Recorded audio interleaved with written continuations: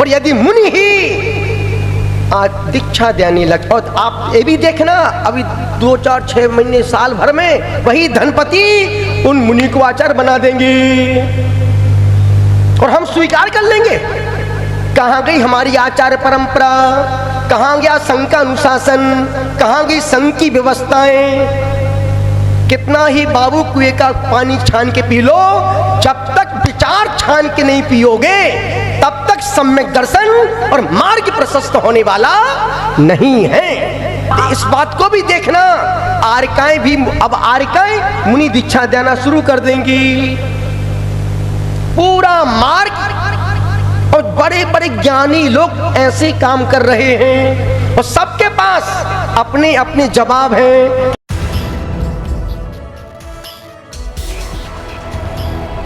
बांसवाड़ा के प्रतापपुर में बस ये विस्फोट हो गया।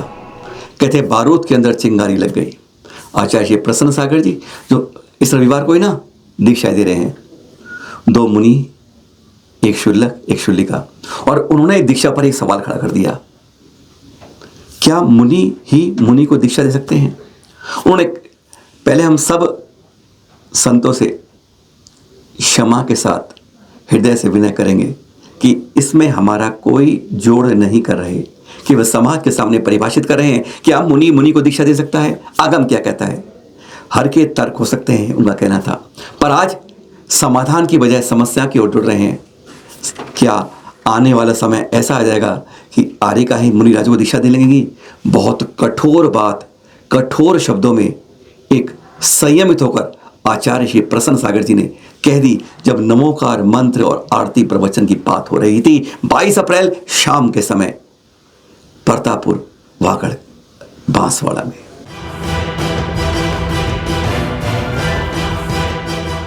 आचार्य का मतलब जो शिक्षा दीक्षा प्रायश्चित देते हैं, संघ के नायक हैं, संघ का संचालन करते हैं, वो आचार्य हैं, वो आचार्य हैं। अब ये परिभाषा आने वाले समय में बदल जाएगी। जब मुनि ही मुनि दीक्षा देगा तो प्रायश्चित कौन देगा?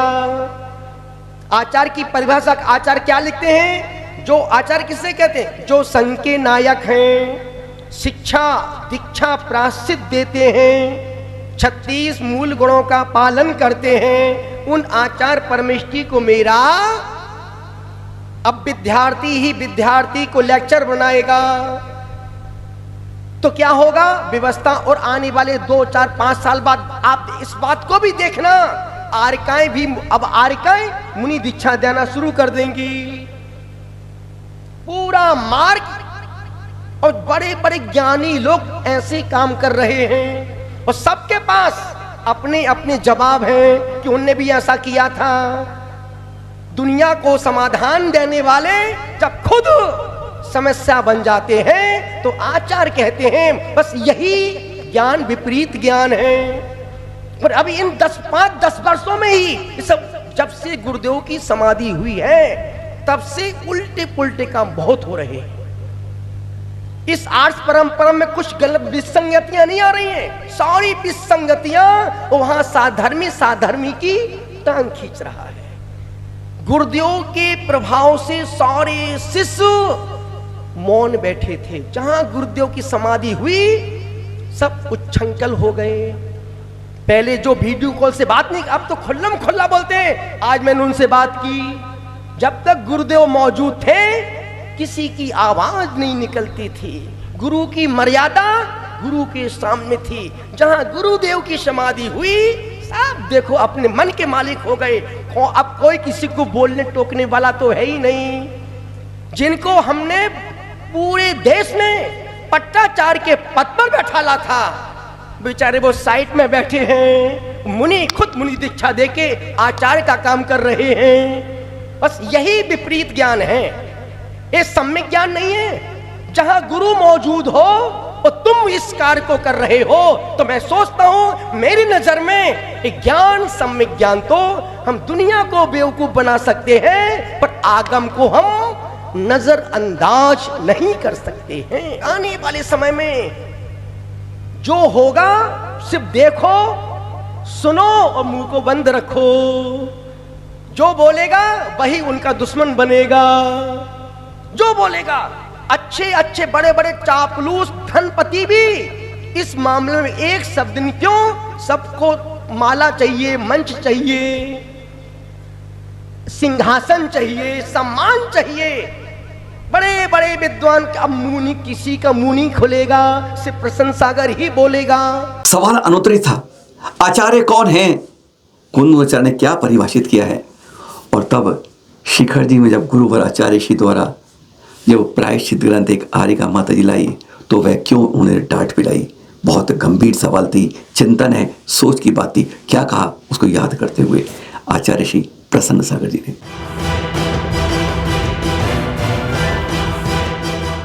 हमने आचार्य की परिभाषा यही पढ़ी थी। आचार्य कौन? जो संघ के नायक होते हैं। सन 80-81 में सुपार्श्वती माता जी समय शिखर पर प्राचीन समुच्चय ग्रंथ लेके गई विद्यासागर जी के पास। उस समय महाराज साहब भी पंडित विद्वान के रूप में थे। आचार्य श्री ने आर्यिका को इतनी कस के, तुमने इस ग्रंथ को छुआ कैसे?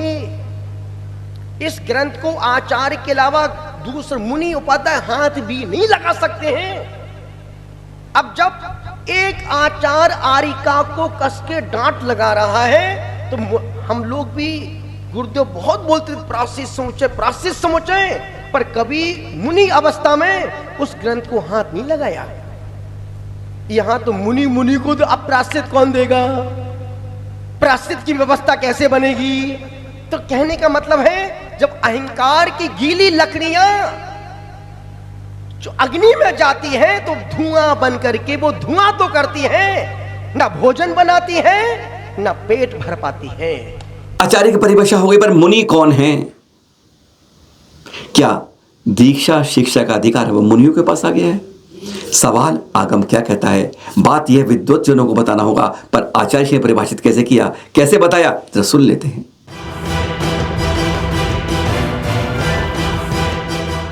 मुनि का मतलब विषयासा बताती तो निरारंभो परिग्रह ज्ञान ध्यान तपो रक्त तपस्वी सा प्रशस्ति।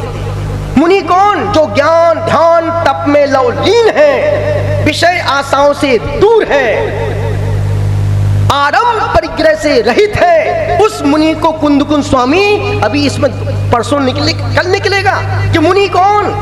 और यदि मुनि ही आज दीक्षा देने लगे, और आप ये भी देखना, अभी 2, 4, 6 महीने साल भर में वही धनपति उन मुनि को आचार्य बना देंगे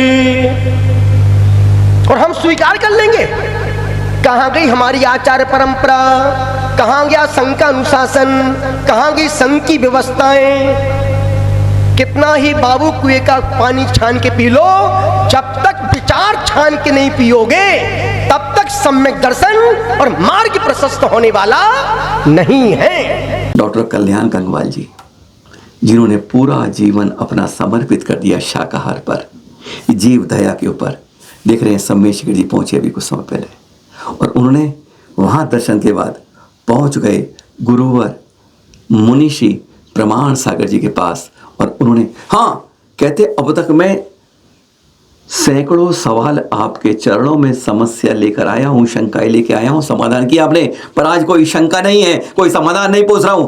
आज तो मैं अपने विचार दे रहा हूं, और जो विचार उन्होंने दिए गदगद कर दिया है। जो भी सुने गौरवान्वित होता है ऐसे डॉक्टर कल्याण गंगवाल जी पर। और क्या जवाब मिला मुनिषी प्रमाण सागर जी से।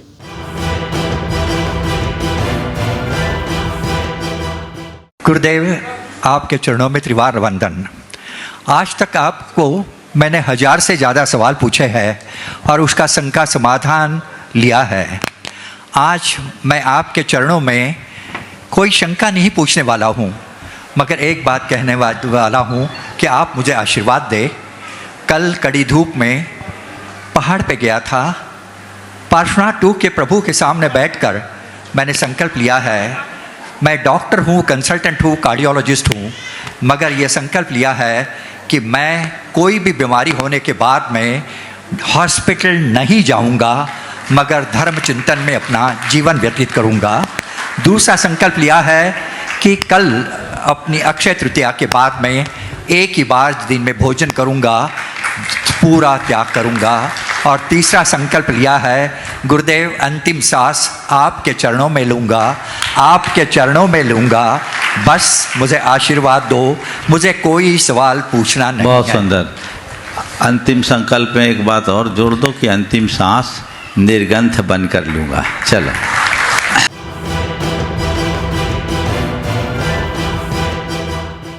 आपसे एक सवाल पूछे, कितने तीर्थंकरों के जन्म कल्याणक और तप कल्याणक एक साथ होते हैं? सारे के होते हैं? नहीं। कितनों के एक साथ नहीं होते हैं?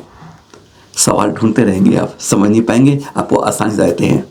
4 तीर्थंकरों के जन्म और तप कल्याणक अलग अलग होते हैं। देख रहे हैं आप सुमतिनाथ जी का अयोध्या का मंदिर देख रहे हैं, विशाल रूप से, बिल्कुल श्री राम मंदिर ना उसके बिल्कुल पास ही है। इसका शिखर ऊपर नहीं बनने दिया कि कहीं इसकी ऊंचाई उससे ऊपर ना हो जाए, ऐसा कहा जाता है। पर अब बात अधूरी रह गई। जन्म और तप कल्याण अलग अलग 4 तीर्थंकर हो गए। पहले संभवनाथ जी तीसरे तीर्थंकर, फिर 5वें सुमतिनाथ जी देख रहे हैं जिनका तप कल्याणक है वैशाख शुक्ल नवमी को। हाँ, 18वें आर्यनाथ जी और 24वें वर्धमान स्वामी, इन्हीं के जन्म और तप कल्याण होता है। नहीं तो बाकी सबके चैत्र कृष्ण नवमी प्रथम तीर्थ के सबके जन्म तो है। क्या संयोग है। पर अब बात करें इनकी, 19 लाख पूर्व 12वें पूर्वांग राजपाट करते हो गए थे सुमति महाराज को, और फिर एक दिन जाति स्मरण से विरक्ति के भाव हो गए। अपने पुत्र को राजपाट सौंपा, चल दिए अभयपाली के अंदर अयोध्या के साथ सह्युति वन में। 1000 राजा और चल दिए मुनिराज बनने के लिए, पेंशन से केस किया और बैठ गए ध्यानस्थ पद्मासन रूप के अंदर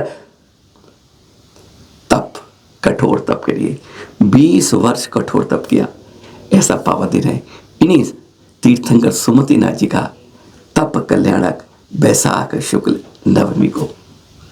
हर जन्म मनाने वाले, वैवाहिक वर्षगांठ मनाने वाले कम से कम कुछ और मनाए, लेकिन कल्याणक जरूर बनाए अपने 24 तीर्थंकरों के। ऐसा है वैशाख शुक्ल नवमी को हमारे 5वें तीर्थंकर सुमतिनाथ जी का तप कल्याणक। जरा चलते हैं उसी मंदिर में और देखते हैं कुछ खास बात। सबसे प्राचीन अयोध्या का मंदिर कहा जाता है इसको, जहाँ पर सुमतिनाथ भगवान के चरण टोंक स्थापित है और बिल्कुल राम मंदिर के साथ समझ लीजिए बीच में एक रास्ता है बीच में, और उसके साथ समझ लीजिए दीवार से दीवार जुड़ी, ऐसा प्राचीन मंदिर जहाँ पर आप निर्माण नहीं कर सकते। तो इसके बारे में क्या होता है कि जब माता जी पहली बार शायद यहीं पर देवी बनी थी, कितना प्राचीन मंदिर है, क्या खास बात है? ये जो कटरा मंदिर है ये सबसे प्राचीन मंदिर है। जब भी अवधवासियों से हम इसकी बात सुनते हैं, क्योंकि हम सभी के जन्म से पूर्व माता जी स्वयं कहती हैं कि जब हम छोटे छोटे थे तो अयोध्या तीर्थ दर्शन के लिए आते थे, जो इस मंदिर में दर्शन करने के लिए कटरा में हम सब आते थे। और यहाँ पर भगवान ऋषभदेव, भरत भगवान और बाहुबली स्वामी की प्रतिमाएं खड़गासन विराजमान हैं। आचार्य रत्न देशभूषण जी महाराज के पावन सानिध्य में उनका पंचकल्याणक संपन्न हुआ था। तो माता जी बताती हैं कि हम उसके अंदर जो अष्ट देवियाँ बनती हैं उनमें से हम एक देवी बने थे और श्री देवी बनने का सौभाग्य कुछ माता जी को प्राप्त हुआ था।